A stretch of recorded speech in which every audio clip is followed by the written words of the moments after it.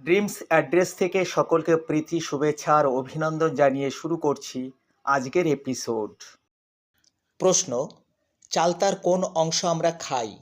এ দলমণ্ডল, B ফল, C বীজ, D বৃতি। সঠিক উত্তর ডি বৃতি। প্রশ্ন: গান্ধীজি কোথায় প্রথম সত্যাগ্রহ নীতি প্রয়োগ করেন? A Dandi, B Champaran, C Barisal, D Natal.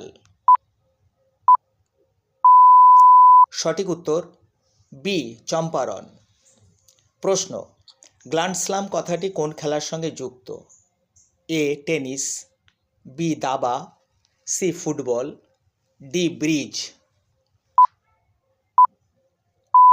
সঠিক উত্তর এ টেনিস। প্রশ্নগুলো কেমন লাগছে বন্ধুরা? অবশ্যই কমেন্টসে জানিও।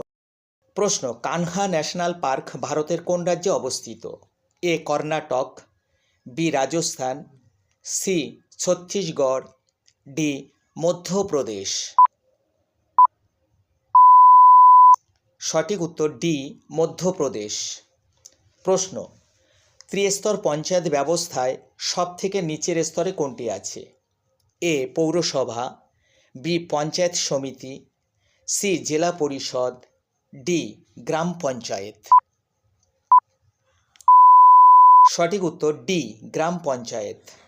প্রশ্ন: জাতীয় মেলার পরবর্তীকালে কি নাম হয়? এ আত্মীয় সভা, বি হিন্দু মেলা, সি পৌষ মেলা, ডি ব্রাহ্ম মেলা। সঠিক উত্তর বি হিন্দু মেলা। প্রশ্ন: সাদা অর্কিডের দেশ বলা হয় কোন স্থানকে? A Kalimpong, B Kurseong, C Dooars, D Siliguri.